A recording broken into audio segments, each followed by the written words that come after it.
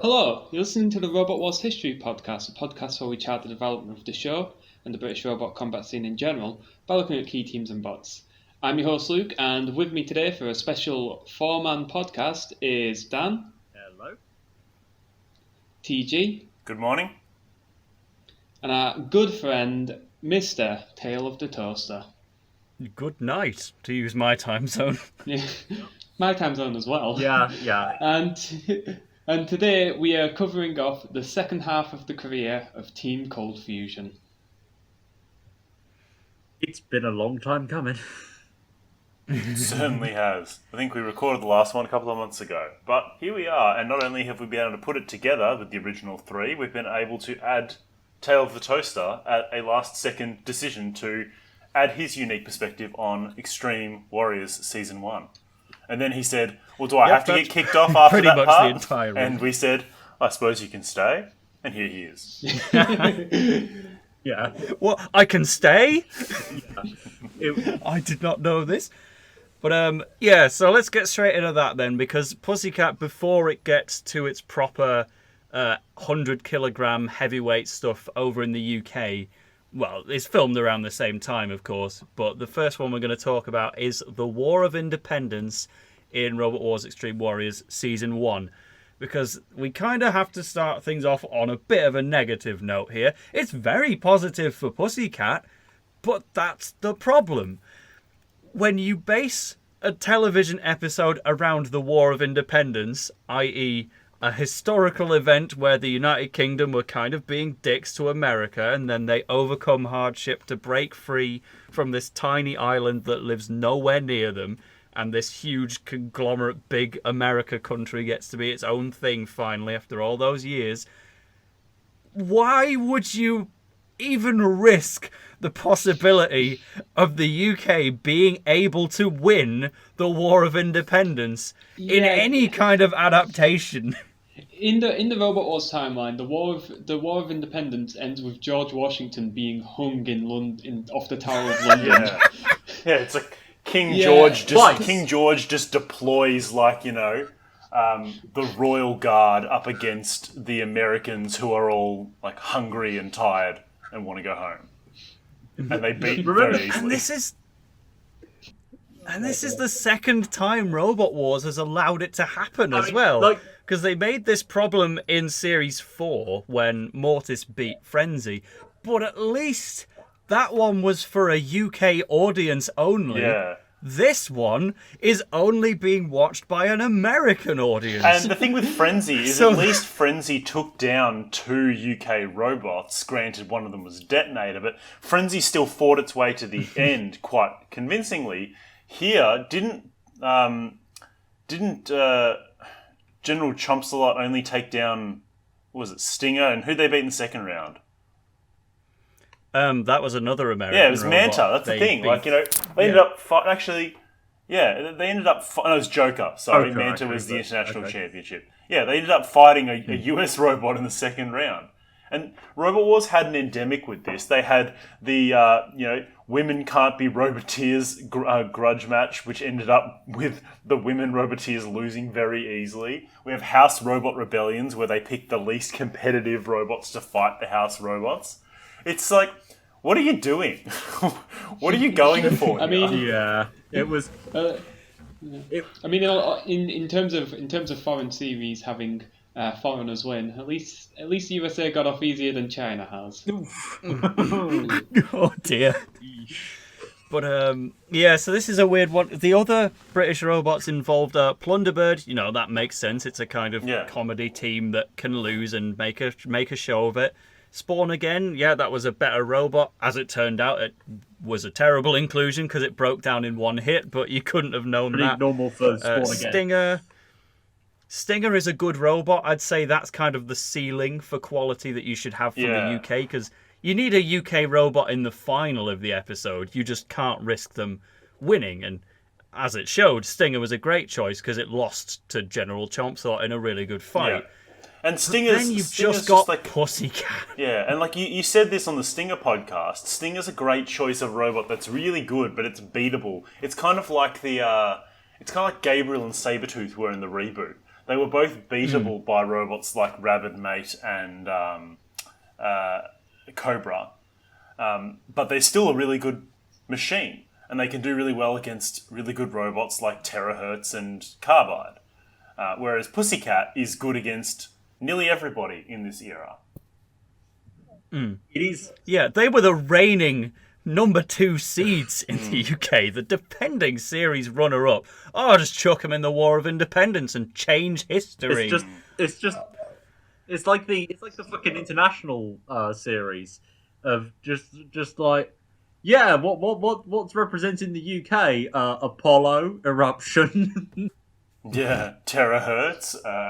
Yeah, like, just stack it with All Stars, and then we'll just give everybody else loader bots. It's fine. Yeah, and then we'll be surprised To talk that about- the UK is winning every fight. Yeah. To talk about the fights themselves, Pussycat's first opponent is $6 Million Mouse, more like 6 Cent Mouse, really. Because I mean, the battle looks impressive, the bot's tough, but it like bends upon not even hitting Pussycat's blade. I don't think. I think it bends against the chassis. Yeah, it's the $6 million Dark Destroyer. It's the six. It's the $6 million Zimbabwean dollar mouse. Yeah, that's right. One thing I want to know: there's a weird sound effect here.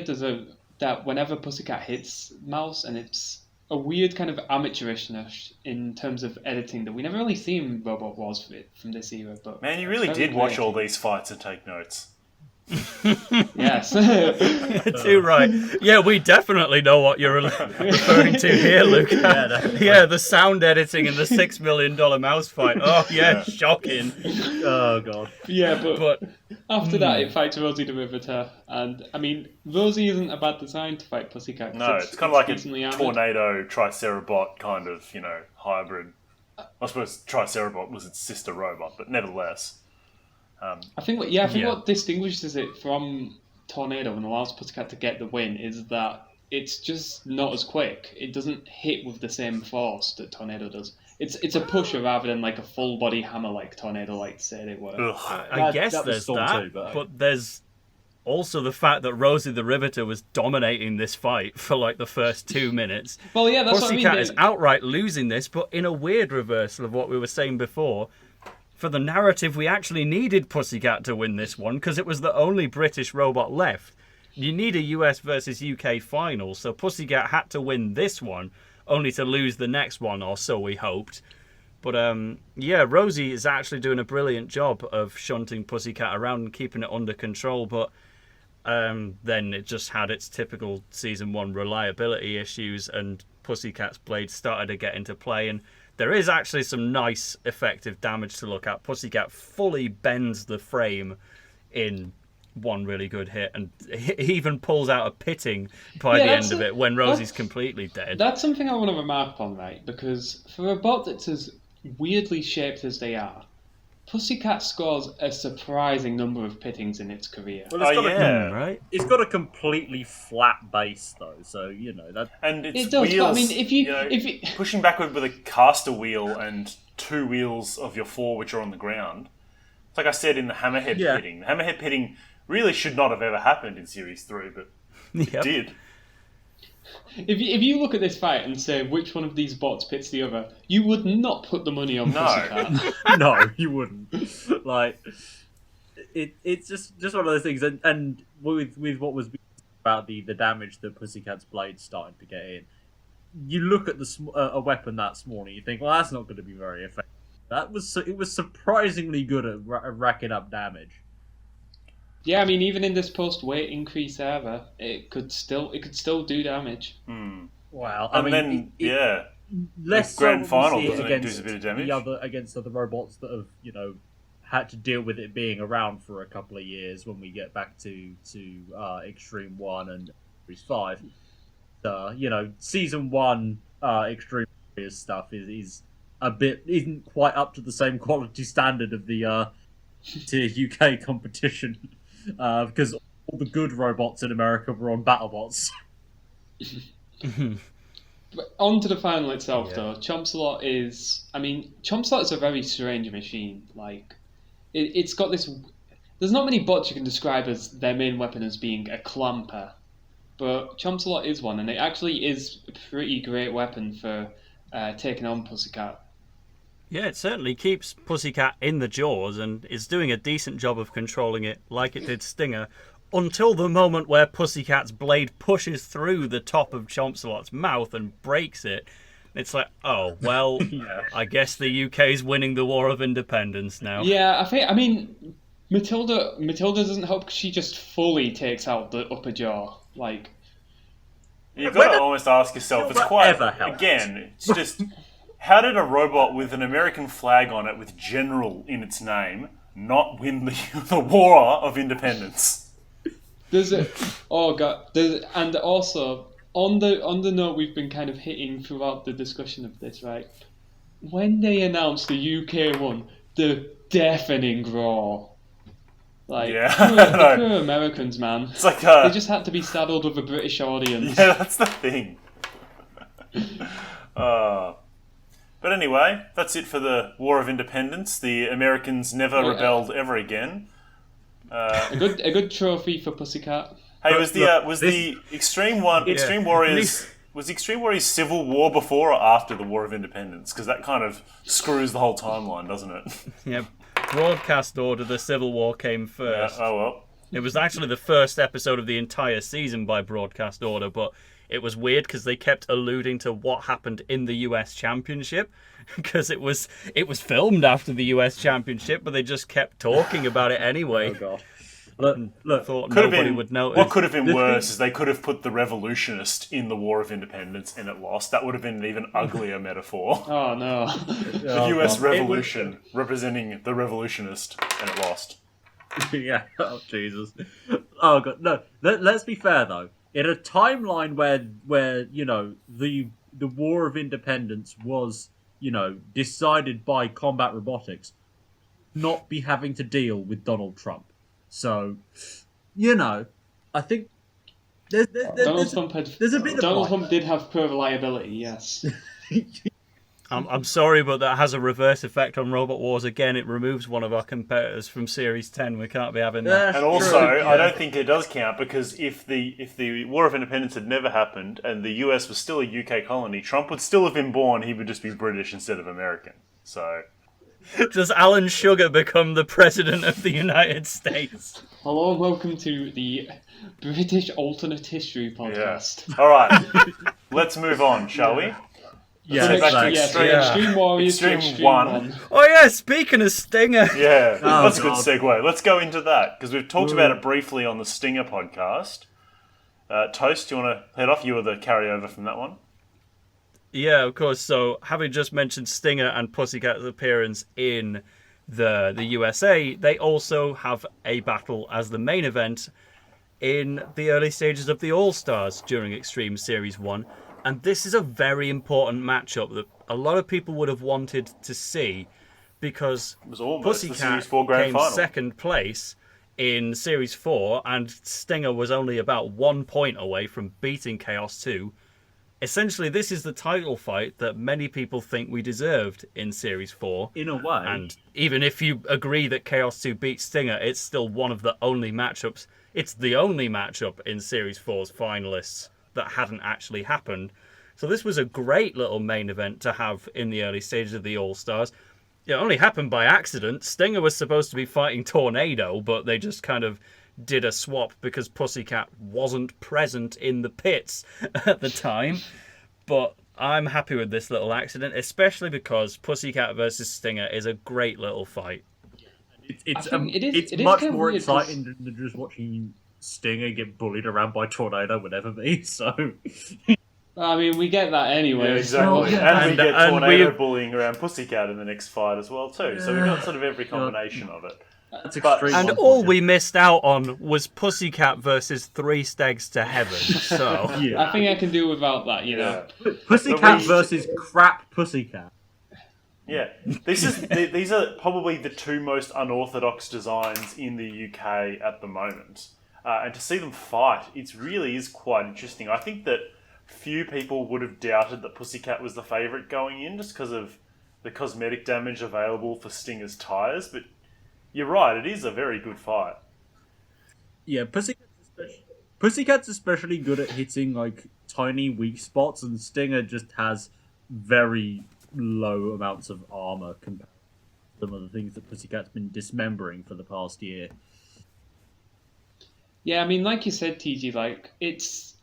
Especially with a weapon like Pussycats and a bot like Stinger, it's so easy for them to score cosmetic damage. And I mean, the thing Stinger would have to do to, like, get anywhere close to doing that kind of damage to Pussycat, that kind of visible damage, they just do not have the, like, weaponry to do that kind of thing.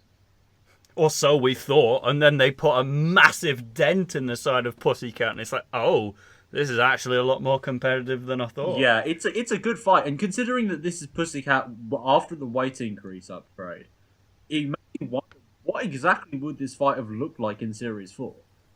It's a good point.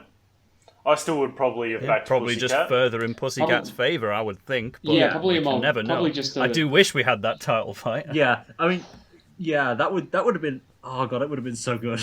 But you know, I'm hesitant to say we shouldn't have got Chaos 2 winning twice. I just wish the actual final fight for it had been more exciting. Yeah, like of the list of things that happened in Robot Wars that I wish never happened, Chaos 2's second title is very low down the list. Like, I've got no issues with Chaos 2 getting a second title. Yeah. Things that I do wish we never got twice, though, is Tornado versus Pussycat, the first of two that happened. And, you know, the I'm fight is the better one. The All-Stars fight for Pussycat Tornado is just the better fight. Yeah, this one, I mean, much like their fellow Series 4 Grand finalist, Chaos 2, Pussycat has two fights against Tornado in Extreme. One is like, alright, yeah, Tornado, it needs to make a name for itself. It needs to go up against, like, big guns. And then the second one is like, oh, this is excessive. I don't like this. Especially because the second one was Challenge Belt, where they literally just cherry-picked robots to put up against Tornado. We didn't actually need... and they gave it the same opponent twice in a row. Like the Challenge Belt, Chaos 2 and Pussycat. The Challenge Belt was just this? flawed from the start. They should never have put Tornado in and they should never have just kept throwing All-Stars that it had already fought. Like, honestly, I'm amazed they didn't do Tornado for the Challenge Belt fight against Tornado.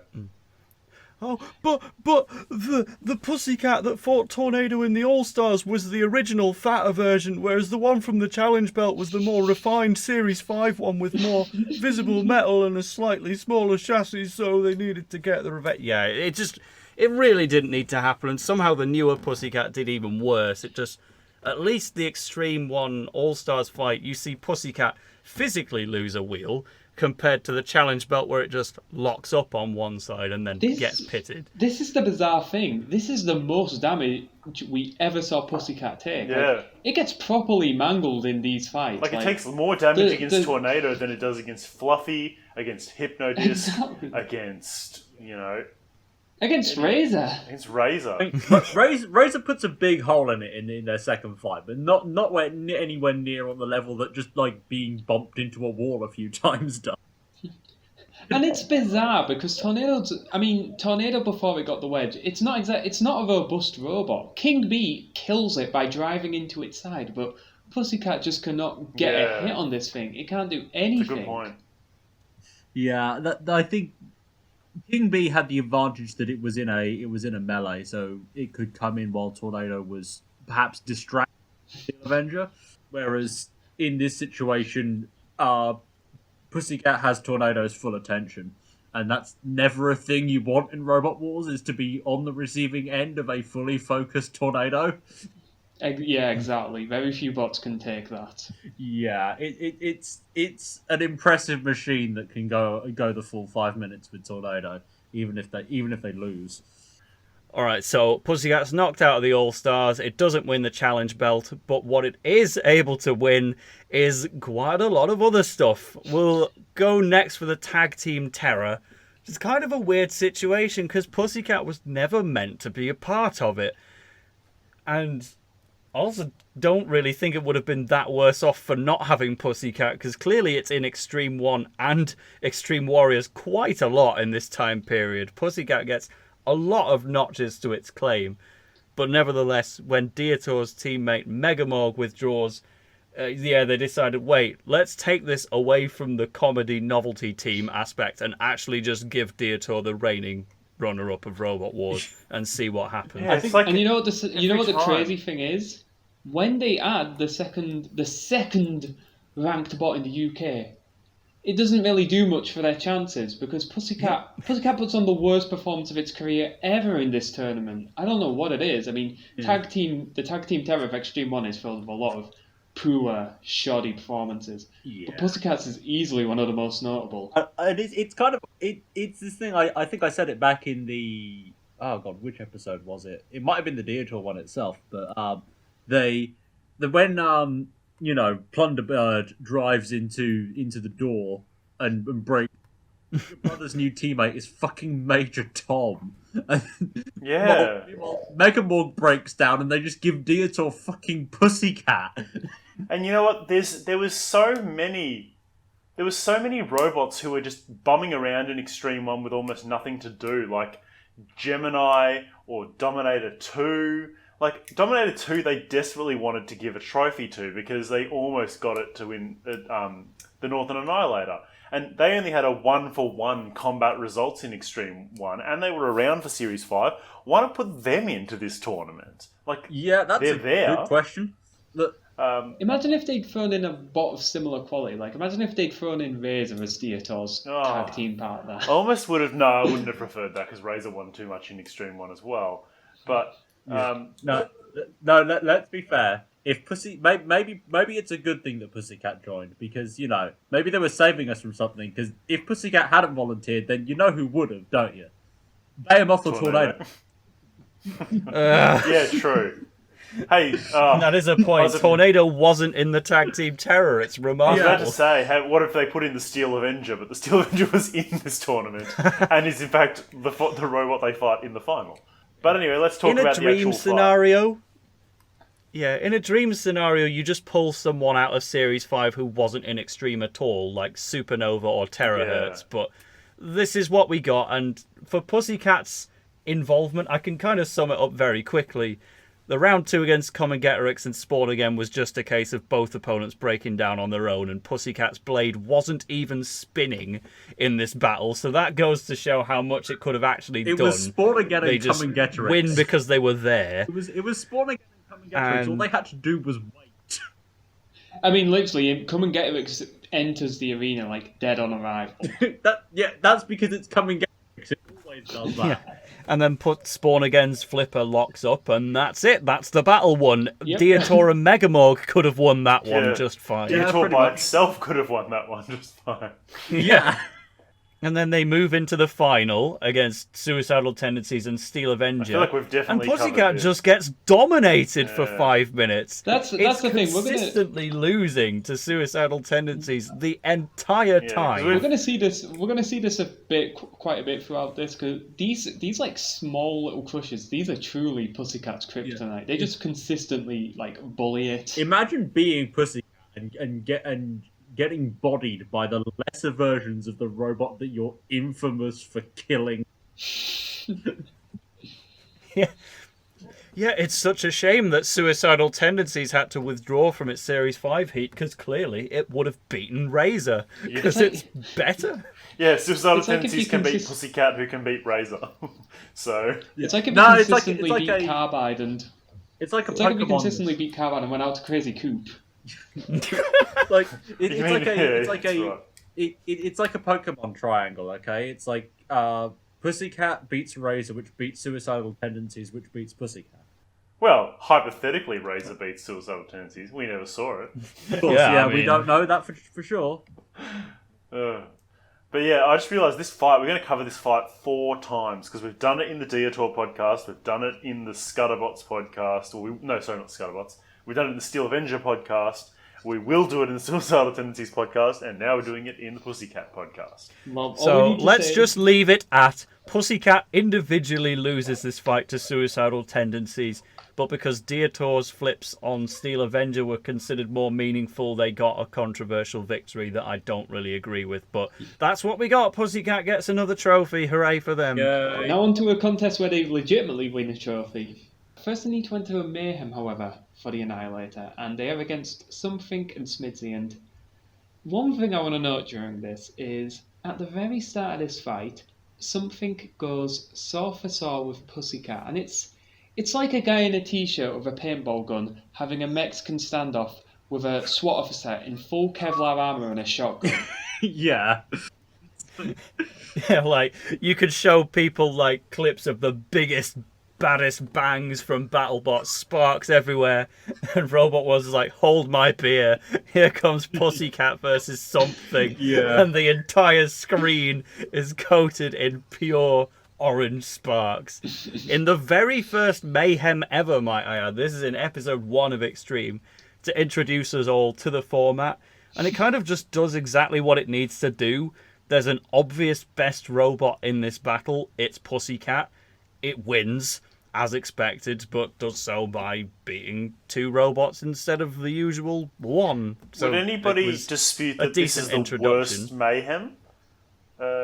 Actually, no. Depends what you think of Exterminators. And also Napalm's I guess it also mayhem. depends what you think of Napalm's. And Killatron. Actually, it's Splinters. Yeah, It's okay, definitely you know what? This Splinters. isn't even in the bottom 3. I mean, to give Something credit, they get a good stab on Pussycat, which is more than Smidsy manages, because, I mean, looking at this, you'd think Smidsy is a kind of, like, big, broad wedge. That'd be good at least controlling Pussycat, but Smidsy's having one of its episodes where it basically cannot move, and so all it does in this fight is get bits shaved off it by Pussycat and then get one of the classic Pussycat pittings.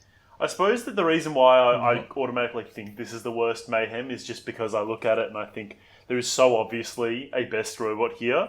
Smidsy's a reigning Heat finalist. Something has won one battle in its career. Even something like Napalm's, at least that had an upset, awful as it may be to some people. At least it was an upset. Whereas this is just, it went exactly the way everybody expected it to go.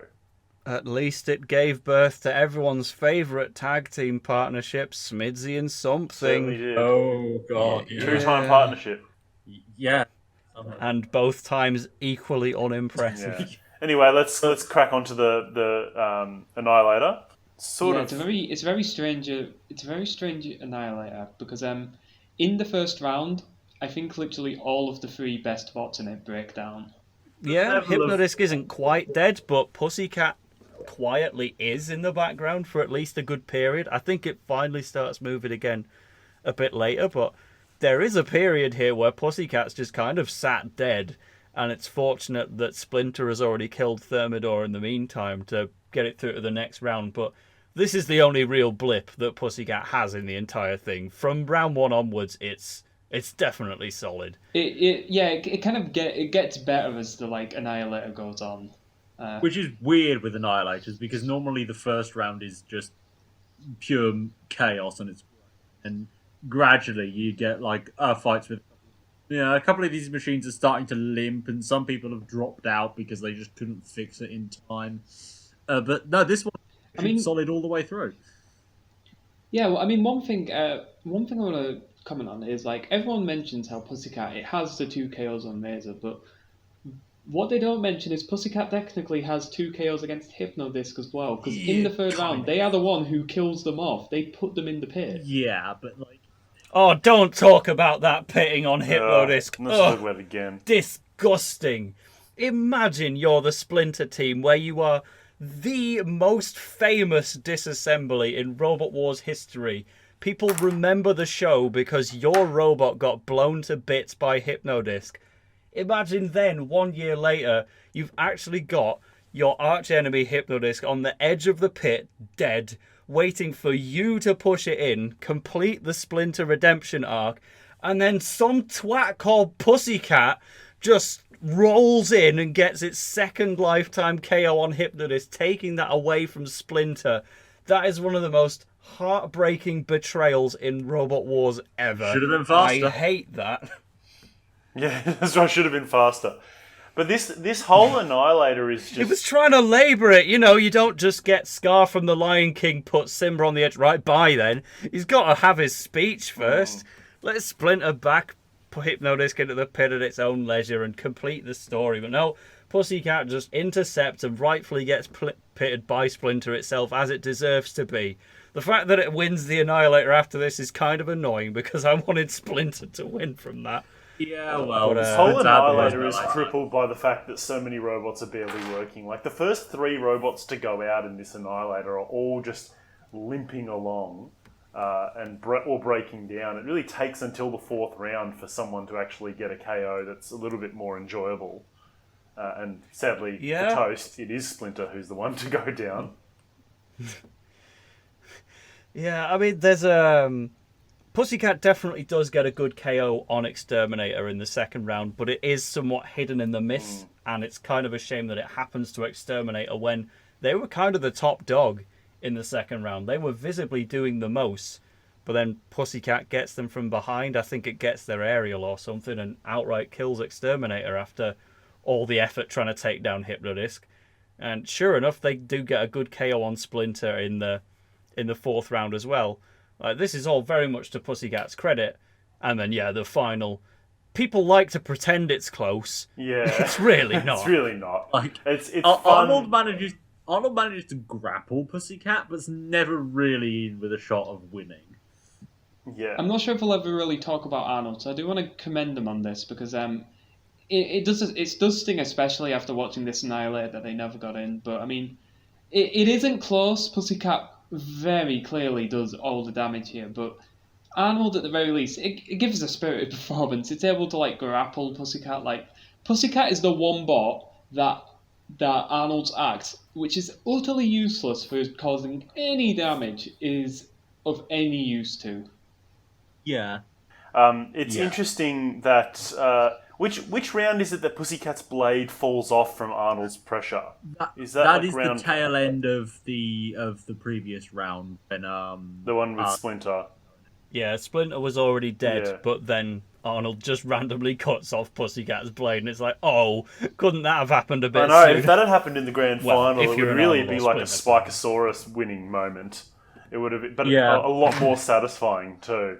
But sadly, in a way, like Arnold is in many ways one of the most perfect robots to fight Pussycat, because it's got that perfect control and restricting arm thing. Yeah, there's certainly one Oxfordshire-based team that could testify to the fact that Pussycat losing its blade doesn't necessarily mean it loses the fight. We'll get to that at a later point. Yes. So Pussycat is the Annihilator champion, and that's a nice, well-earned title for it to have. Yeah. It also goes alongside the War of Independence and the Tag Team Terror, but definitely the Annihilator stands out as Pussycat's best performance of Extreme. So by this point, Pussycat has got 4 trophies, one of which is the Celebrity Special and one of which is the Tag Team Terror. So it's got a little bit of, this is its best trophy at this point. Yeah, and if I were the Pussycat team, I don't think I'd want to display the War of Independence trophy, because if somebody asks, how did you win the War of Independence again? About that. Yeah, I think as we go through this episode, we're going to gradually find out that Pussycat wins basically everything except the actual UK titles. And it still nearly did. It so very nearly did as well, which is it's sort of those amazing things about this show.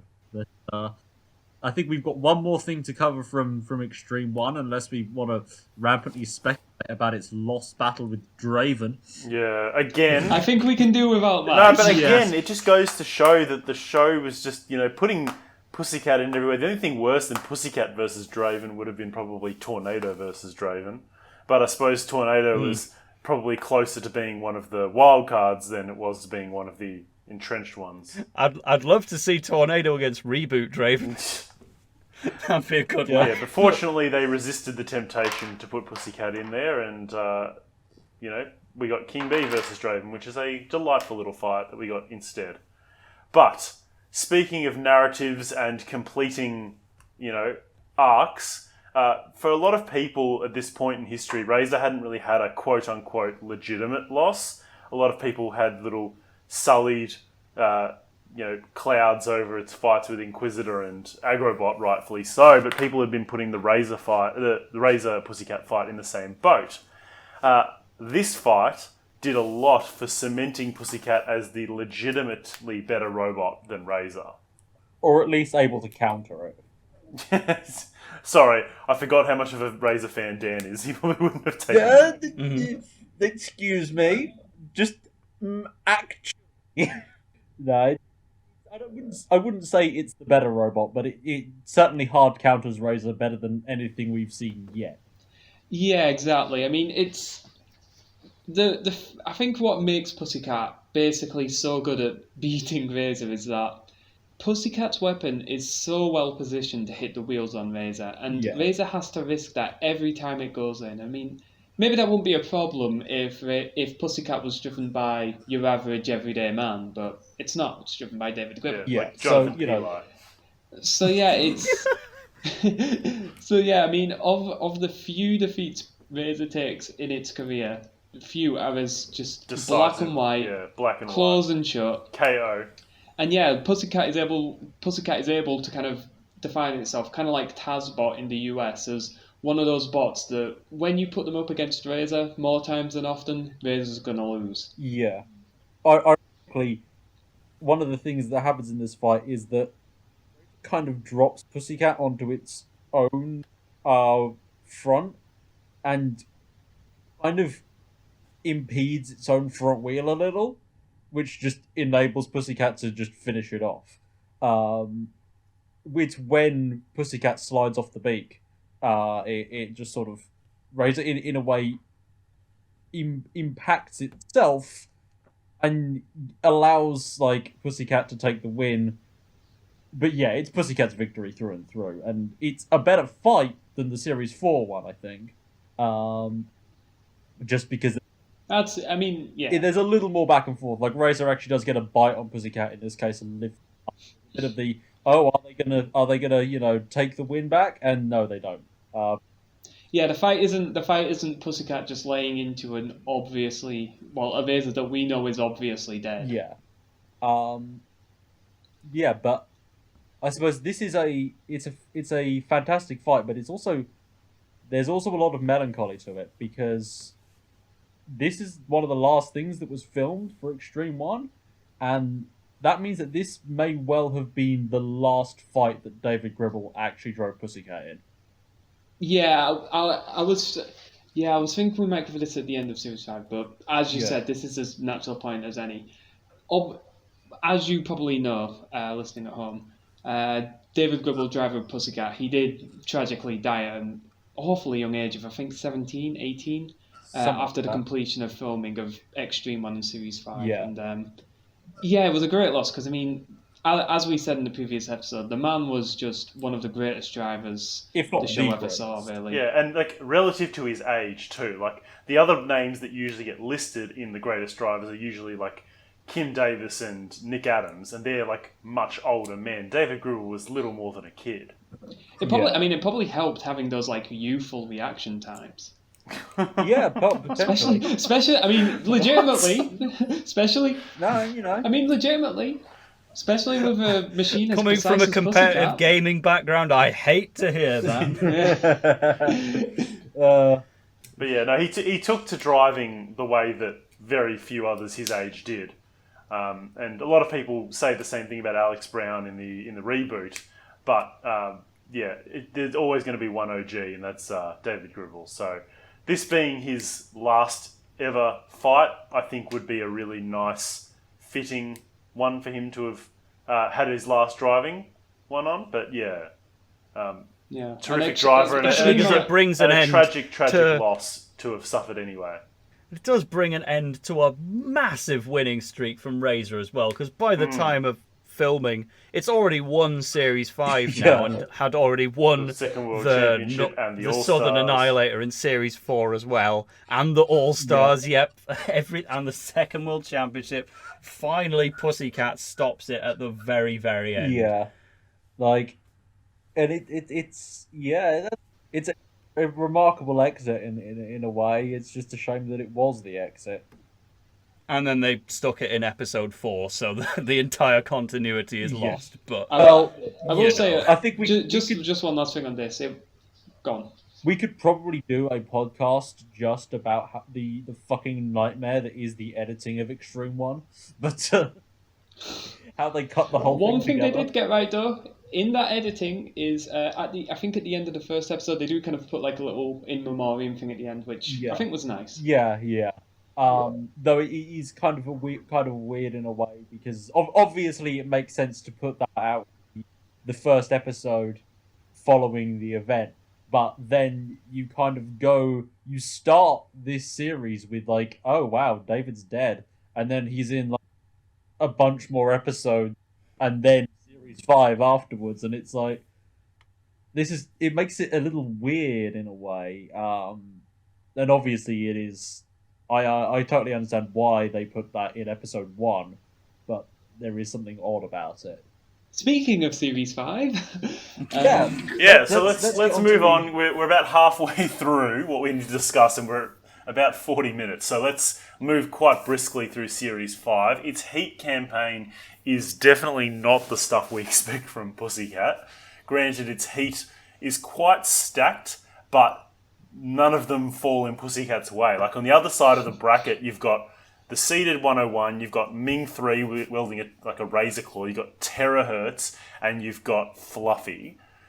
Meanwhile, on Pussycat's side of the bracket, you've got Claude Hopper, Twister, and the Executioner. And the weird thing is, Executioner is like, in their fight against Pussycat, they're another one of those small clamping claws that Pussycat just hates so much. And they're like solidly controlling this for like the first minute and a half. If it wasn't for them just randomly giving up the ghost, they could well have won. Yeah, and again, Pussycat manages to get a pitting, despite its pyramid-style pencil-top design. You wouldn't think that it'd be able to pit a robot like the Executioner, but it does, and we're not that much worse off for having lost the Executioner, I don't really think. The number of robots that I would have rated it against is limited to about 2. By any chance would one of them be the next robot that Pussycat fought? No. Yeah, this was something it was definitely never going to pit. Don't ask Pussycat to pit like a 200 kilogram walker. To be fair to the Executioner, though, given some of the other first round failures, it's probably not even in the bottom quarter of the bracket. No, it's not so much that it's a bad robot, but just really, the Executioner, it's a lot like... I'm trying to think of an example of a robot that it's like. It's like a first-round robot that exists only to have one nice shot where they get like one nice attack on an all-star, but they really never were going to do much more than that. Essentially, I think you're thinking of Cyrax if it lost in the first round. Kind of like Cyrax, I suppose, but Cyrax I would rate as a robot. I'm trying to think. I'll think of who it is, but you guys keep talking. It's like VMAX. It's kind of like VMAX, really. Like VMAX got that one nice wedge attack under Hypnodisc and then got torn to shreds. But it's that sort of thing, you know. How many robots that fight Hypnodisc can you add with, and then they got torn to shreds? Well, most of them. But anyway, let's not get off topic. Splinter. That's fair. You want to talk about Pussycat? It's the weight increase there. You can't have that blade. That's not viable.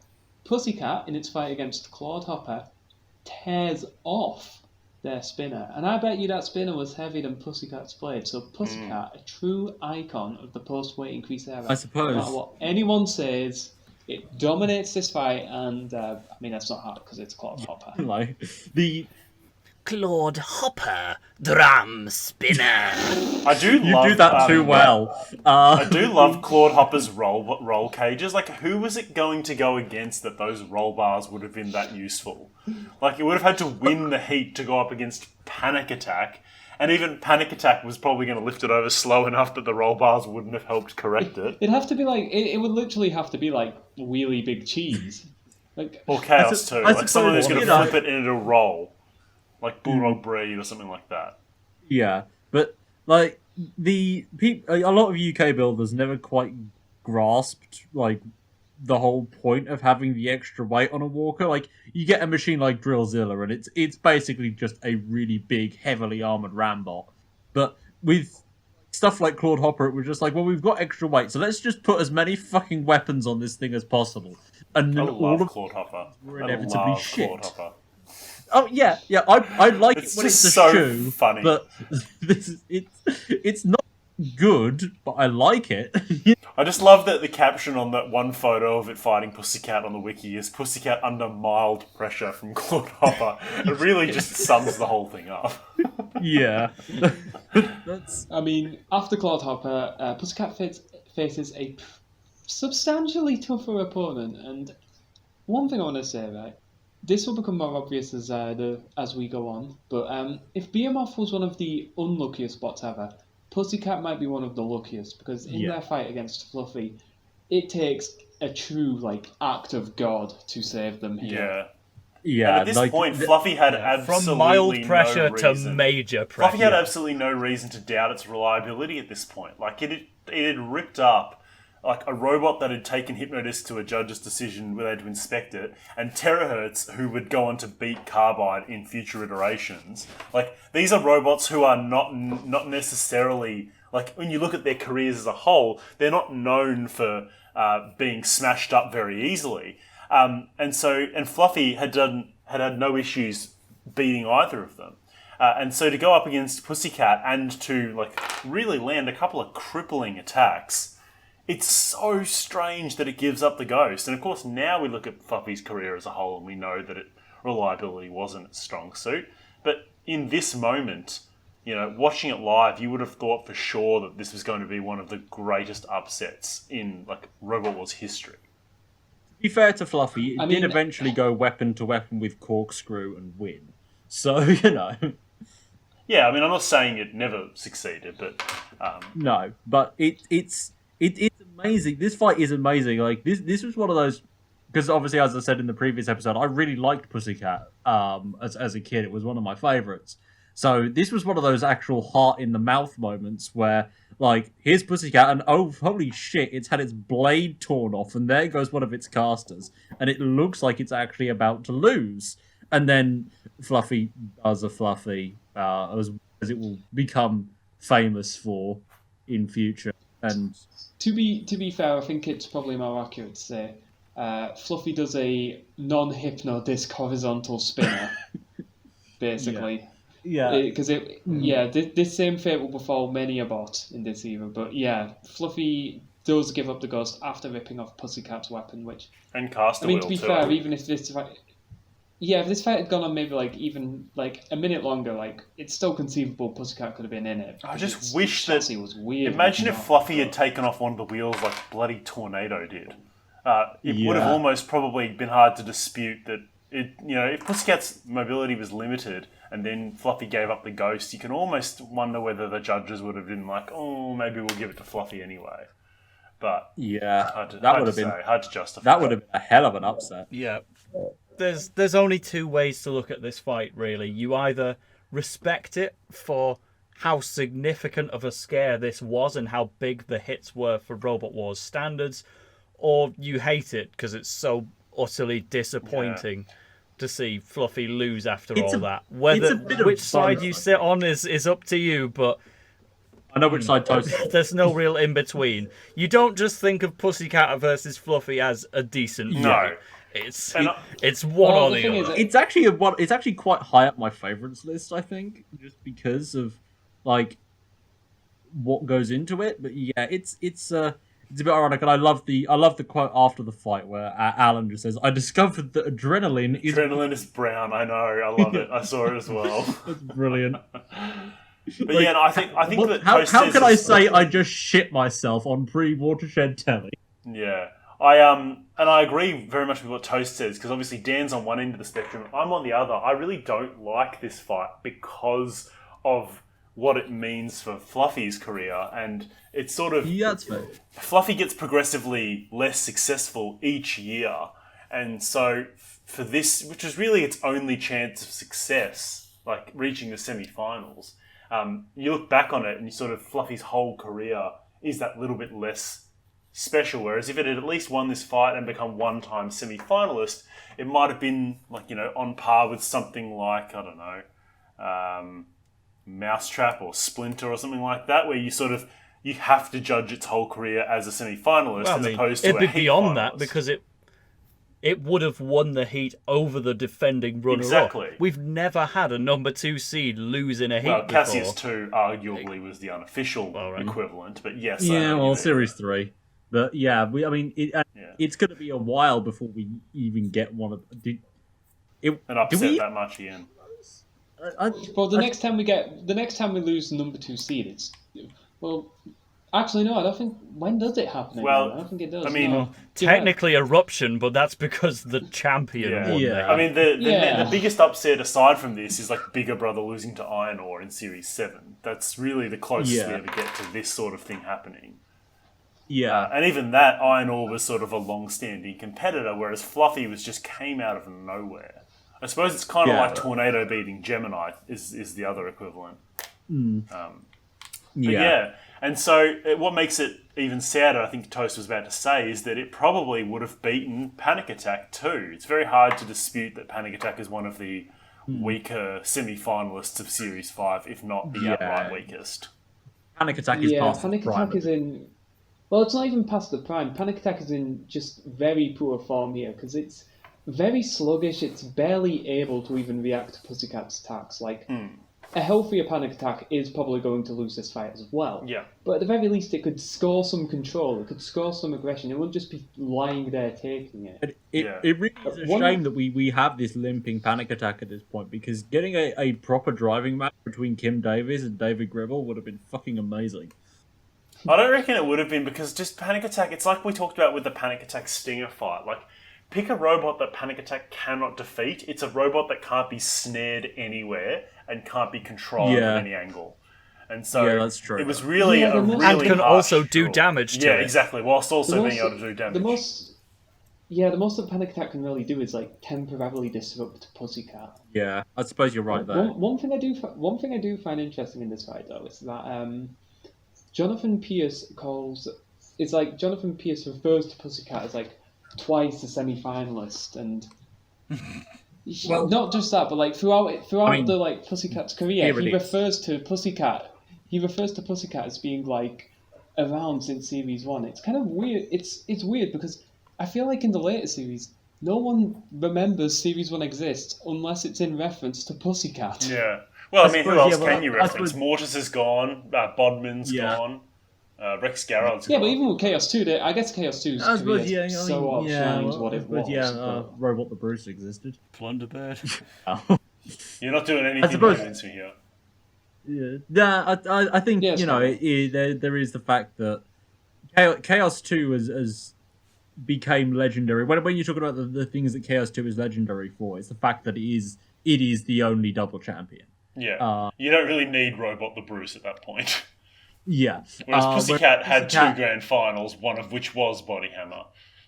Whereas Chaos 2 had 2 in its own right.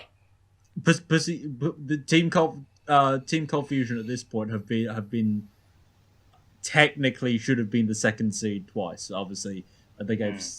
Well, you know how I feel about that. Well. Yeah, well, it was the only robot other than Roadblock that was still moving at the end of that. Yeah, well, that's just because Roadblock didn't go for it. That doesn't mean anything. Yeah, but it still was the only one still moving. I don't think that should be taken. We've got too much here to relitigate the Series 1 Grand Final again, my friends. True. Panic Attack. Yeah, instead, Pussycat has beaten Panic Attack, and now it's going into the top 8 of the 5th Wars, where it's still expected to go further because it's still the second seed, but their run instead comes to a crashing end in a fairly straightforward loss to Firestorm 3. Yeah. This is such a strange fight, because I remember the first time I heard this was the outcome, I wasn't at all surprised. I figured, of course Firestorm won. But I probably should have been surprised, to be honest. It's hard to say. I think the thing is, Firestorm was just coming off the back of a loss earlier in the same episode. Yeah. I mean, Firestorm literally enters the fight with duct tape on its legs. Yeah. But I think the main thing here is that Firestorm, it's a big broad wedge, and there's really not a lot for the weapon to catch. And it's got that issue. It's very easy for it. Yeah, it's got that Pussycat's pyramid sort of. I'm going to call it a pyramid pencil. Basically, it's the way of describing how it tapers to a point. It's got that design where it's very, as we'll see multiple times in the fights with Cat 3 later on in this podcast, is that it has a tendency to get side-locked with things and it can't really bring its blade into play when it's like side by side with the robot. It can't turn inwards because the wedge of its opponent prevents it from doing so. And that's the thing tends is, to like, happen here. even when it does get hits on its side, like, I think we discussed briefly the possibility of what if Pussycat had faced Firestorm Series 4, and in this fight, Pussycat gets a few side-on hits against Firestorm, and perhaps in Series 4, they might have like properly cut into Firestorm. They might have won it on damage, but at this time, they're just kind of scratching at Firestorm, and given the immense control points Firestorm's got and the aggression, it just isn't anywhere near enough. And Firestorm's you've got a broad very wedge good is point just there. so much easier to get its attack underneath. Exactly. It's so easy for them to just control. This is- It's the same this is- problem. negate them.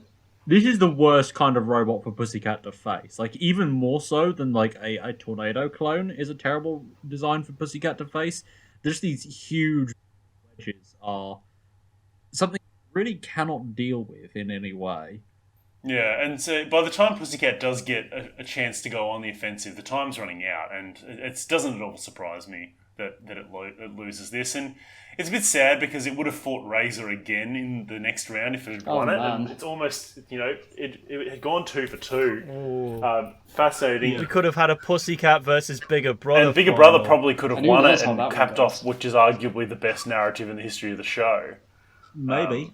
Yeah. That said, I'm not. Damn it, yeah. Firestorm! Yeah. I wouldn't want to give up Razor. I wouldn't want to give up Razor versus Firestorm for another. Oh, well, we fight got where it Razor twice gets its- more, so, I'm Yeah, quite but- happy Yeah, but this was the This only was the good best. one. This was the best Razor Firestorm fight. The other two throw away, but the Series 5 one The other is two were amazing. dreadful. You never know. Maybe Yeah, the Series 5 one would have happened in Extreme 2, and then everyone's better off because all we lose is the Extreme 2 Razor versus Firestorm 4 fight, which I wouldn't miss at all. Anyway, hypotheticals. That's the end of Pussycat in Series 5. And so now, of course, as we mentioned before, we get the sad news of David Greville's passing, and as a result, Pussycat sits out Series 6. There was one rumour that floated around for a long time that Pussycat failed to qualify for Series 6 because it had been hit by Matilda during the qualifier and broken down. And we got that debunked a couple of years, about 10 years ago, when I made contact with Stuart Barnwell, and he said, no, there's nothing to that. And it didn't really make any sense either, because why would they have to fight to be a qualifier? They were a seed. I have a theory which is unsubstantiated, but Twister, the Berserk Team's robot, tried to qualify for Series 6 and looked exactly like Pussycat. So I have a theory that that's what people saw, thought it was Pussycat, and that's how the rumour got about. I've got no way of proving it. That is possible. It's distinctly possible. Obviously, what happened to that was it had a quote-unquote bludgeoner mounted on the back, which just seems like a terrible option for a weapon on a Pussycat clone, which is a weird thing. A Pussycat clone. Why the fuck would that be a thing? The most distinct-looking I robot. know. Yeah. Well, But everything's it got- distinct until you get an imitator. Like, I'm sure Razor and Hypnotist were the most distinct robots until they were copied. It got flipped. You never call a rear-hinged flipper a Chaos 2 clone, Yeah. or even some big spinners, they're not always a Hypnotist Or clone. like Firestorm's not a Cassius a, clone. A Crusher is a Razor clone. Yeah. And yeah, Firestorm escaped with that one just because it kind of encapsulated the legacy and went beyond, I guess. But Yeah, if you're going to rip off Pussycat, then there's absolutely no hiding where you got that one from. and like The only other thing you could do is call your robot Killer Cat. but it got flipped onto its back by lightning and was immobilized. So But anyway, And so concludes the Twister exactly. podcast. Yeah, that's it. There you go. We have touched upon it in full because it lost to Claude Hopper as well. we've got to keep moving, guys. We've got to keep moving. yeah. So it does come out So of... the story concludes in that, so yes, we cannot have David Gribble's driving in Pussycat anymore, but the builder and team captain Alan Gribble does find a new protege to take the hands of Pussycat, someone perhaps even younger than David Gribble was. he had been in contact with this young lad called Stuart Barnwell for mainly just teaching him how to do robots. He had a featherweight called Catnip. Eventually, Alan Greville made him a featherweight, Catnip, and so that's how they became connected. And sure enough, there was suddenly a spotlight for young Stuart to actually take Pussycat itself.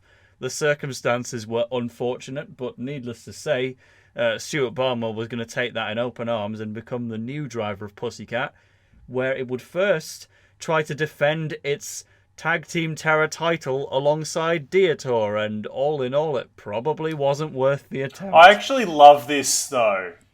I love that they did this because I love the history of both Tag Team Terror tournaments. They attempted to defend their title, and both of them lost to the team that would eventually win. Like, I love that as a continuity. The tag team was very much an opportunity for Bulldog Breed to prove itself, and I mean, it definitely does here. It makes such a statement from the off. I mean, Pussycats have never been great against flippers, but especially when it's against, because by now flippers are getting pretty powerful, and Bulldog Breed is obviously throughout this tournament very determined to say, I have arrived, and what better way to arrive than by going up against an all-star like Pussycat and a cat. Like, I love that the dog beats the cat. It's just it's exactly irony. Yeah, that's not irony, Dan. That's just called appropriate.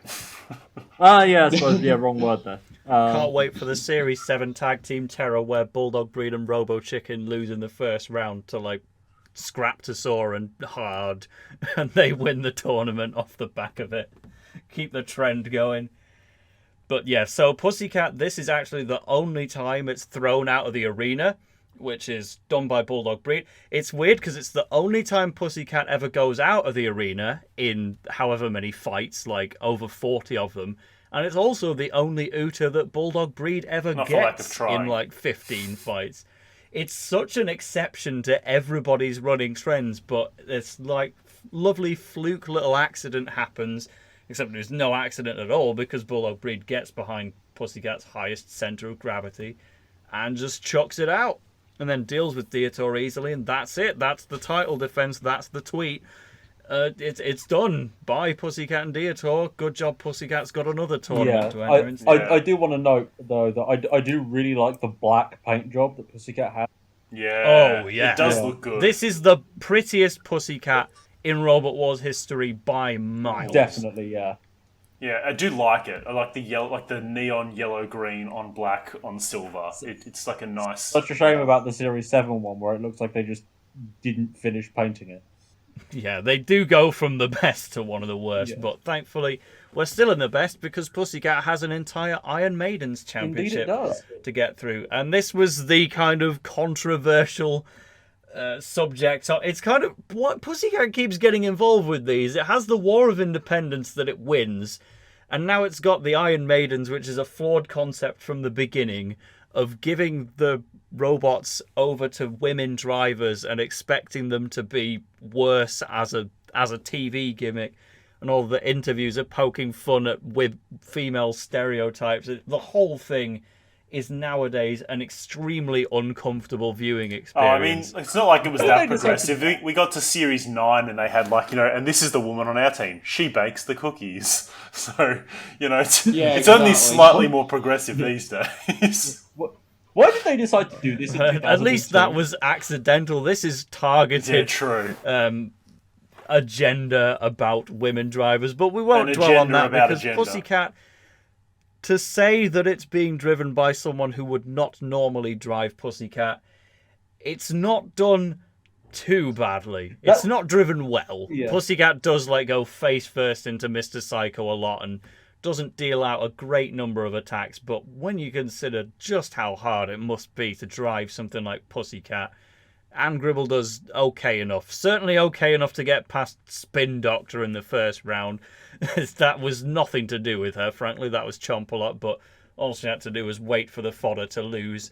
And that puts it into a actually much, much closer semi-final in the Cat fight against Cat 3.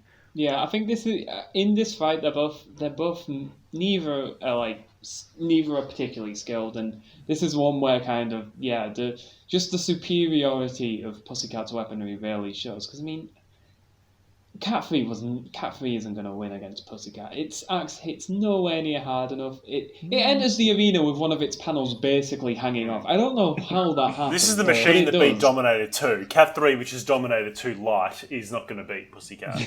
Yeah. Even post And yet, Cat 3 takes Pussycat to a split decision. I don't know what fight they were watching. Okay. I do really like Cat 3 though. Like I'm glad that it got to have a close fight because I do really like it. It's just a bit shit.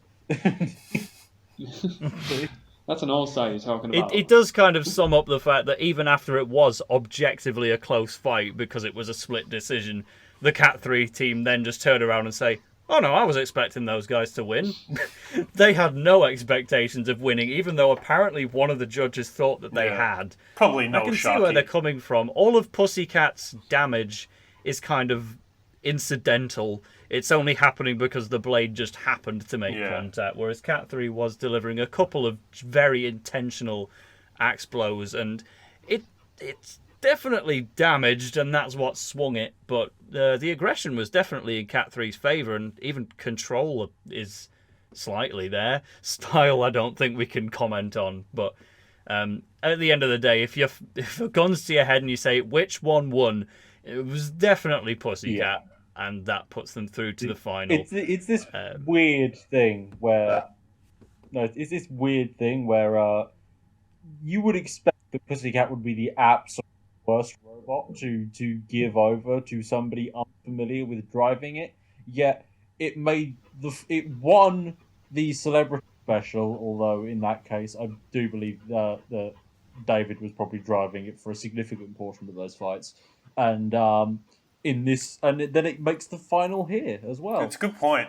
I don't reckon Pussycat would be that impossible. I mean, even if you make a mistake, the blade's almost always pointing towards your opponent, and unless there's a pit, it's very hard to make a huge mistake that you can't drive out of.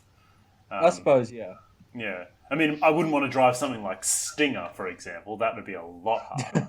Yeah. As the Stinger team demonstrated in their first fight with it. Yeah. But anyway, case in point, at this now, Anne Greville has already had more fights with Pussycat on Robot Wars than Stuart Barnwell has. But she does end up losing this one to ChumpsLot in what is definitely a surprise, but a welcome one, to be sure. It's nice.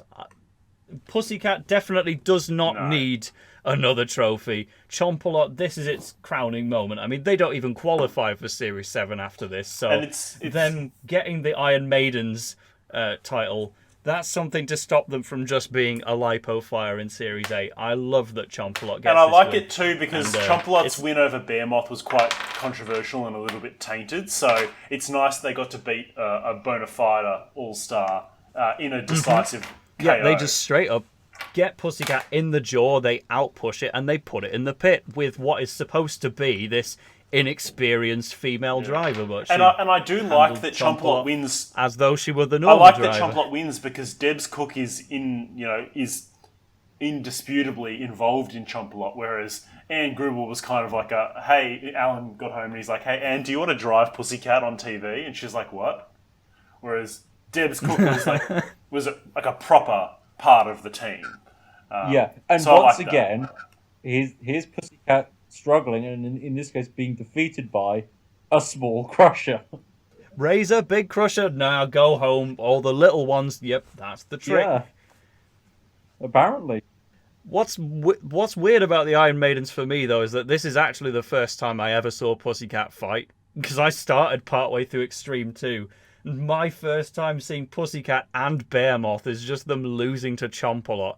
And I'm just sat thinking in hindsight, yeah, that probably wasn't the best way to start watching Robot Wars. Especially because the week after I then see my Hypnodisc debut in the form of it being thrown out of the arena by Dan Tomke in the challenge belt. I suppose that's easy... There we go. So Pussycat gets second in the Iron Maidens, and that's a nice, respectable second place instead of a first place for once. And we return to Stuart Barnwell after a brief bit of featherweight action with Kitty, I guess you could mention. I like Kitty. Catnip as well.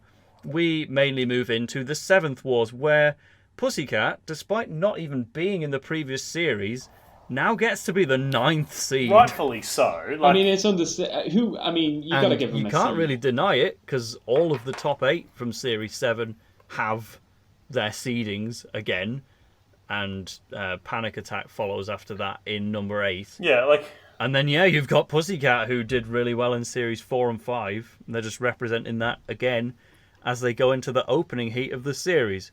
the thing with seeding is it's not just how well they did in Series 6. Like, it's very hard to look at someone like Pussycat and say, you know what, they're probably... Let's just have them not seeded, and let's seed somebody else randomly. Like, Pussycat is still good enough to... It's still coming into this tournament. Series 6 notwithstanding, it came runner-up in a side tournament just like the year before. It'd be absolute lunacy to not see them and then see, like, I don't know, Dynasty. Raging Reality or Raging Nightmare, I guess. I don't like that everyone seems to think that the be-all and end-all is how you did the previous year. Like, it's not what seedings are meant to be. But anyway, nevertheless, let's talk about Heat A. Yes, Heat A, one of the best episodes of Robot Wars ever. You know? Yeah, it's a good one to open the series with, and it's especially nice to open the series because it's the return of Pussycat to the main competition. It's got a couple of debuts that are quite nice from robots like M2 and stuff like that. Toast, do you have any opinions on M2? Just a couple. Anyway, let's talk about just the whole thing about it being my favourite combat robot. Yeah. Which will be exactly as long as this episode. Yes. But this melee is actually outstanding. I love this melee. Oh, it's fantastic. Like, it was on Nick's Top 100, and I rewatched it, and I'm like, no, this is really good. When you consider that Brutus Maximus has both of its fights in the top 100, and there are other robots that that don't even get half of theirs. Yeah. Yeah, like, I think Brutus Maximus has more representation than Dan Tomkia with something. Yeah, something like out. that. It's like, oh. I mean, it's Nick. Nick unironically loves Brutus Maximus, so, you know.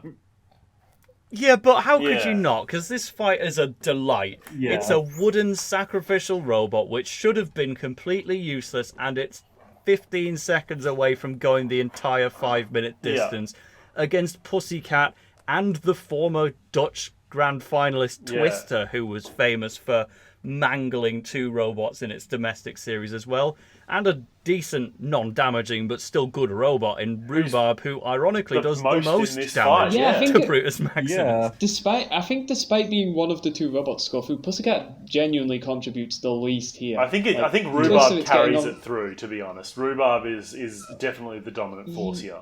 Yeah, and Twister at least gets some nice shots on Brutus Maximus, if nothing else. Pussycat just kind of outlasts them both. Yeah. Yeah. But, I mean, we haven't mentioned Pussycat's very, very key upgrade for this series. 2 blades, bad paint job. and they're mounted right next to each other, so it basically just has a single 8-tooth disc instead of 1 4-tooth disc. Because why are they on the same side of the robot? Why are they not on either side? Needless to say, they realised this was a bad idea and went back to 1 disc for the subsequent fights. I always thought that was quite... Yeah, I don't want to completely discredit Pussycat's involvement in this one, because at the end of the day, it actually does have quite a lot of weapon-to-weapon clashes with Twister, and at the end of it all, Twister's weapon dies, but Pussycat's doesn't. Yeah. Maybe a virtue of having 2 discs, I don't know. Maybe. But Twister seemed to be on top in the early exchanges, but Pussycat definitely has the survival in the end, and does narrowly earn its progression over Twister in this melee, which is, above all, just a great bit of fun. And the 9th seed does move on, but not much further, as it turns out. It's So let me introduce you to this beautiful blue barrel called M2. Yeah. Series 7 has a lot of, like, second round seed eliminations, and I'm gonna guess that's one of the many reasons why Toast loves this series so much. Absolutely. Yeah, it's certainly one of the things that stands out about it, and having all these upsets is quite good. But yeah, M2. Take the floor, Toast, because we might be here a while. Yeah, I mean, this is a major one, of course, because M2, it's had a really good debut in its first round melee with the double ooters. You'd think, all right, just give it rhubarb now so that it can make the heat final, but immediately the gauntlet is thrown to M2, and it has to defeat a former grand finalist and the big seed in Pussycat, which indeed should be a massive crux to M2's design, because the armour on that thing is not good. A cutting disc like Pussycat, even in Series 7 days, can make an absolute mess of M2. And it did! M2 leaves this battle in quite a torn and tattered state, and it was one hit away from being KO'd. Pussycat cuts through the removable link of M2, but not deep enough to completely sever it. And it goes the entire fight with a damaged but not broken removable link. And it even ends the fight with half of its drive dead. Like, Pussycat was so close to winning this. It just doesn't look like it in the TV edit, because all we see is the M2 flips that make me so happy at night and allow me to smile from day to day. But yeah, what we see on TV is kind of a dominant M2 win, but in reality, Pussycat does a lot of major damage here and does nearly win, but doesn't, because M2 is magnificent and lovely and I like it. I think Toast has a boner. Yeah, I don't know what. I mean, I don't know if Pussycat had gone through and fought Tiberius. I don't know. I would probably back Pussycat there. Maybe. I'm not sure. I think Against Tiberius, yeah, I would think so. Tiberius probably too slow to get the grip it needs. I mean, it wouldn't matter because Atomic would just chuck him out in like 5 seconds. But would not be a easy fight for Pussycat. Well, it would be easy because they wouldn't have to do a whole lot. No. Control it down and watch himself sail over the wall. But never, yeah, M2 gets to be the one who goes out to Atomic in the semi-finals, which is nice. I don't think we needed another Pussycat semi-final run. Really. No, but we did get like a sort of similar to a semi-final run in that they entered the very last tournament of the Series 7, which was the All-Stars. Yeah, the very last tournament of Robot Wars, apart from the Third World Championship. Pussycat is in the All-Stars, one of the most prestigious trophies it's never won. And immediately following the shit show that is the Firestorm House Robot Rebellion in the first round, Pussycat does help to bring things back to reality somewhat in a battle with Behemoth, Dan Tomkia, and King Bee Powerworks. And indeed, Pussycat goes to town on King Bee Powerworks and KOs it very easily. So easily, in fact, that you don't even notice it happen, and then Dan Tomkia ooters the other two and gets all the credit. But Pussycat does get a legitimate KO here, and it's not the last one it's going to get either. Pussycat does get that nice little win, and most crucially, it avoids being thrown out of the arena by Dan Tomkia, which helps. That's always a good thing, you know. Especially when this is the point where the producers are actively telling Dan Tomkia that they should be flipping more people out of the arena. Yeah, that's right. But I love that, and obviously they fight Cat 3 again, and again it's a sort of takes a while for the judges to decide, because Cat 3 in this iteration is a lot better armoured, and it's got a sharper wedge too, which again, like I mentioned before, Pussycat gets sort of side-locked with Cat 3, and they just both spin in circles, because neither of them can hit the other with their weapon while they're side-locked. The blade's sort of in air, and the axe is going to hit the floor, and all that sort of thing. Final against Dan here. This is one of my favourite outcomes because I do want to stress with the Cat 3 fight. We are so lucky that we got this fight, and probably indeed that we got the final that we get. If the madness and brilliance of that other melee had not happened, this would have been Pussycat against either Firestorm or Bigger Brother, and it would have been either of them. And it would have been they would have been the most depressing, boring stomps. Yeah, and then, the other fight, Dan Tomkia would probably have lost to either of those two. Final would have been Firestorm walking up.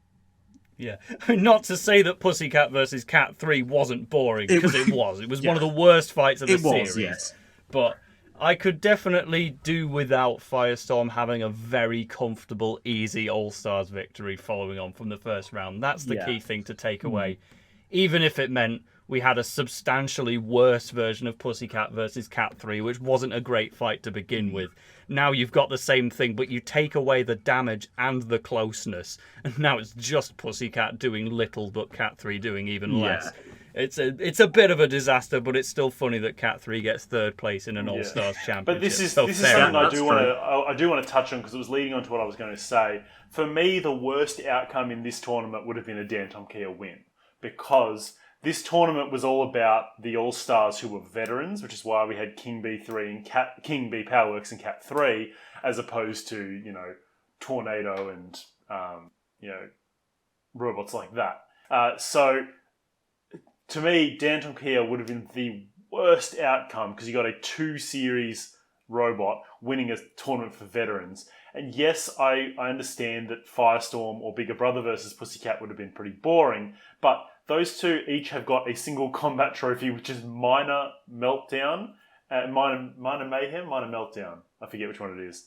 Minor Meltdown and Commonwealth Carnage.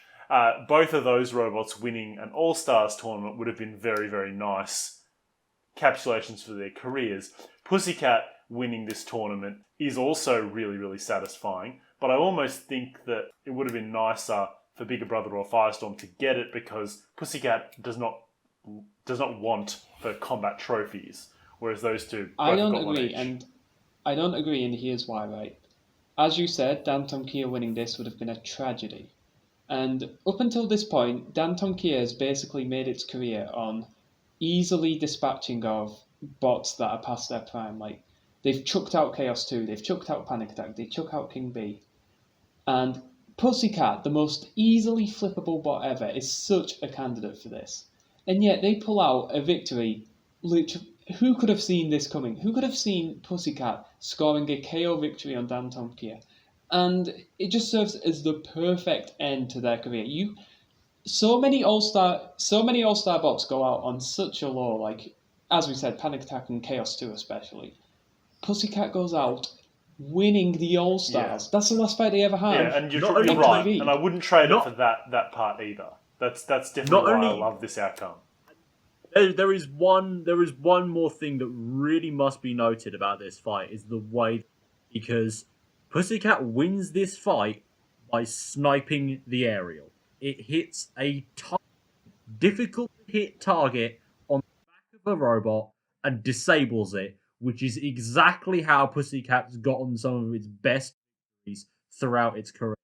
And it's not David doing it. Stuart Barnwell pulls off a move that normally would be the sort of thing we should go, oh yeah, David Greville did that because he's the best driver in the competition. And to be fair, I think hitting something as small as an aerial, at that point, you get, that is legitimate. Look, I don't know how visible the aerials are from up there. But I mean, regardless, he's probably lucky, but it's still the perfect conclusion to Pussycat. And we've gone in such this Stuart Barnwell coming in, picking up the controller and immediately getting thrown over the wall by Bulldog Breed, to pulling off an aerial snipe on Danton Kia and winning the All-Stars.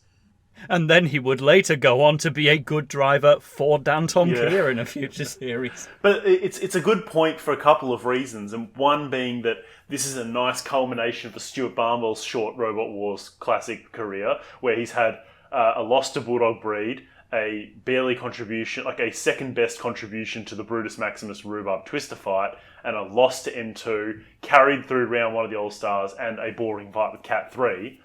Like, this is the nice culmination. And number 2, yes, Pussycat's got tons of trophies, but this is the one that probably ended up on Stuart Barnwell's shelf.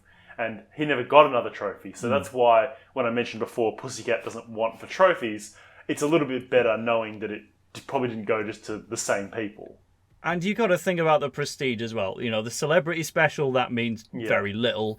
The Tag Team Terror, that's a good title, but we know Pussycat didn't especially and it came in halfway through. Annihilator, that's definitely the most prestigious title it had at that point, and there's very little upwards you can go from there. but the All-Stars certainly was, unless you count the War of Independence and the entire rewriting of history in the process. But the All-Stars is the best thing you can have other than the UK title, and they narrowly missed out on that. So the All-Stars is the next best thing that I think I can think to give them. It's really nice because Pussycat has built its career on taking down All-Stars as well. Like, yes, Dan Tomkey has taken out Panic Attack, Hypnodisc, Chaos 2, and all those robots by killing them well past their prime. But Pussycat beat Cassius in its prime, Hypnodisc in its prime, Razor twice in its prime, Dominator 2 in the series that it beat Chaos 2. It's taken out Stinger. It's taken out, Exterminator. It's taken out Panic Attack in arguably its last good series. It's taken out all these like legendary robots in the thick of their prime, and for them to be the longest competitor in this tournament, the only one from Series 1 to win the tournament by beating a robot who's only there to make up the numbers, is just so good. I love it. Yeah. And at the end of its career as Pussycat, not counting Body Hammer or the things that we'll be getting to momentarily, it had 42 fights and won 34 of them, not counting the overturned victory against Scutter's Revenge. And it lost 8 times. So it has a remarkably good combat record. Yeah, its losses are to who? Chaos 2 once, Tornado twice, Firestorm once, Bulldog Breed once, who went on to win the tournament, and then you really only got ChumpsLot and M2 as the outliers. Yeah, and M2 still was a very It was good... close with M2. Yeah. And ChumpsLot wasn't even the driver, so like it wasn't the regular driver. So you can kind of stretch and say Pussycat's worst loss was Robo Chicken. Yeah, that's right. Wow. Vengeance fights we didn't realise we needed, but we got. Yeah. Oh no. Did Robo Chicken do anything in that tournament? No. In that tournament, yeah, it took out Steel not against Avenger in the second Pussycat. round, but that was really... Didn't do anything to Pussycat. Yeah, which that is certainly wasn't. I think it got some for pecks on discussion, Dietor after they got turned over. All right, well, we are Okay. sitting at an hour and a half, so we need to wrap this up. We will talk quickly about Killy Cranky and Cranky, both of whom were sort of tacked on tokenistic additions. Basically, the long history of the Cold Fusion team is getting even more confusing by the day. We've started off with the Gribble. Bear in mind, David Gribble wasn't even in Series 1. That's how many team members the Cold Fusion team has been through. David Gribble was like joining Robot Wars at the same time Sir ChumpsLot did. But by the reboot era, we do have the Cold Fusion team competing, but the Gribbles are totally not involved. Alan's It's passed purely away down by to this Robin point Herrick, as well. It's probably worth mentioning. Yeah, I think he's just about to, or which is something again like that. another. But No team's lost as many team members as Pussycat has, which is very sad because the Gribbles, and probably should quickly mention here, the Gribbles actually won the Sportsmanship Award of Series 5, which is one of the most forgettable things that happened. Like, you forget easily that they won that award, but probably... You forget anyone but Dietor won one. Exactly right. Yeah, basically. Did you know Cat 3 won a Sportsmanship Award? I did not. So, so the Gribbles, they've lost 2 people. Anne Gribbles shutting around with Ian Watts fighting in BattleBots and King of Bots and all those sorts of things. So the Gribbles, as I think Toast was about to say, the Gribbles are no longer part of it, but Robin Herrick, of all people, who hasn't been around since the Series 4 Grand Final, emerges from retirement and builds S3 Lite, which is Killy Cranky. Killy Cranky is it's genuinely quite laughable. Like, I think their weapon spins at something like 150 RPM or something. Yeah, 450 was the number. Yeah, and it's a very small weapon. It's basically useless. It's like if S3 took Tornado's drum. It's like, what are you doing? It's like if you put Pussycat Series 4 Blade on a 2015 Yeah, robot. that's what I was thinking, but it looked more like the drum. That's why I sort of changed from Pussycat. But you're right. It's this not even long, weird axle. Its body is made from a stainless steel pipe. You know. And guess who it faces in its melee? Nuts. No. Yeah, Oh, no, sorry. It's terahertz. It's the fight of Series 5 that we didn't get. Of course, that's what I was going for. Yeah. Yes, Killycranky enters into its melee against whoever but returning Icon's Razor. And Razor immediately springs for its age-old enemy. It's getting them so close to the pit. And I think angels sang out from heaven. The Gribbles watched over and said, "You shall pass, my son." And Killycranky maneuvers Razor into the pit. Immediately, the ratings for Robot Wars, all-important first episode, plummet. They crash the second Razor hits that pit. And Team Cold Fusion's impeccable record against Razor remains so.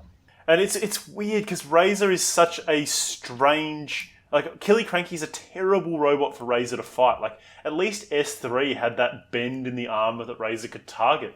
Here, Razor just couldn't... I don't know why... Well, I know why they put it up against Razor, but it's just so ungainly and weird. But yeah, it's Still easier for Razor to attack than Nuts was. And then you've got Terahertz, which is actually like better than Razor now. So that's still the best thing it could go for. But, I mean, hey, it's sometimes quite overlooked that Razor still beat Killycranky. It definitely put it in the pit and won by KO. Well, it didn't win, they both lost. But, you know, if this was... It still KO'd Killycranky. If this was a 1v1 fight, this would have been ruled in Razor's favour. Yeah, it would have. Yeah. But based on Killycranky having done nothing. Yeah. Bit of a hot take, but like Killycranky's shape does kind of remind me of Pussycats in a way, in that you've got that kind of like, it's very strange and unique, and you've got the weapon like kind of at the pinnacle of the bot. It's like if Pussycat was wide instead of long. Well, isn't like Killycranky's name based on something from like... I think it's an ancient Scottish, like a battle between it's the Scots. The battle of okay. I thought it was something like Kill believe Pussycat Kill, but that's Pussycat's name that I'm thinking of. Never mind. Yeah. Yeah, so I think that's enough on Killycranky if we're going into the etymology at this point. It was succeeded in Series 9 by Cranky, which was a robot designed to be more competitive and purely to take out horizontal spinners like Carbide. So they put Cranky in a draw against Carbide, and then it wasn't ready, so it had to withdraw and fight Aftershock. And we all know how that went. Which it was completely unprepared to do so. And this very anti-horizontal spinner design with its own little vertical spinner on board instead has to take on the most powerful vertical spinner in Robot Wars history and just gets annihilated. It's Series 9 has a bit of a comedy of errors behind the scenes in many ways, and this is one of them. Yeah, Aftershock kind of just flips them with the first one, and then just splits them open like a rotten egg. I do love that shot. I love the sound of Cranky being smashed around by Aftershock. I'll just never get sick of it. Yeah, Aftershock is one of the best robots in Robot Wars at this juncture, and it's just in many ways, Cranky was honestly probably in with a shot of getting through, as long as it didn't go up against Aftershock directly, and so they immediately go straight for Aftershock and get bodied. Yeah. Like, if they... I mean, it would have been interesting to see them against Carbide, because they would lose, but it would be interesting. Yeah, I think Carbide would probably beat Cranky. If nothing else, they take out the weapon. I mean, it couldn't be much worse. Series 9, I had such a low standard for drama that I thought Carbide versus Crackers and Smash was good, because it was just like, ooh, Carbide can't kill them in one hit. They've actually got to do something. Maybe that means they'll win. Yeah. So it would have been nice to have a bit more tension. I would rate Cranky against obviously, like, there's so little to talk about in terms of like being able to measure it. There's so few things and all that, but you know, rate it against maybe Ironside or like one of the other. Oh yeah, that would have been interesting. I'm not sure about Carbide itself. I think Series 9 Carbide was in such this overpowered in many ways spot. It would probably have just killed wouldn't back it to be either. It's built to defend against horizontal spinners, but defending and beating are not the same thing. Yeah, it's like that thing everyone keeps good talking enough, about with Foxic. Just because it can doesn't mean it can turn resisting an attack into winning a battle. Yeah. And that was the idea with Worm as well. it's That from kind of the- thing. It's from the old. 6,000 RPM's decent, but it's a weird spinner design in general. Not sure how it's meant to get bite, and we never even saw it spin up because it was killed so fast. Drove straight into Aftershock, which would spin up significantly. They didn't return. I really appreciate that Robin Herrick came back for the reboot. It was great to have a Series 1 team involved and keeping the Cold Fusion team name alive, but it didn't exactly preserve the legacy in Series 9, and that was a reasonable way to call things off. And we will also call the podcast off there. So, Pussycat, easily one of the most notable robots in any competition ever. It's brilliant that something so unique managed to have a massive legacy like it did. And Body Hammer is worth talking about as an oddity, like some of the weird and wonderful precursor, things really, before the show took its proper form.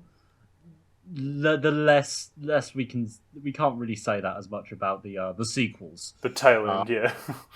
Yeah, it's a bit of, it's almost a shame because it means that Cold Fusion goes out on more of a wet fart than it would have if it had just Ended stayed. with Pussycat on the All Stars. Yeah, even ending with Killy Cranky was still a pretty narrative. Yeah, way. like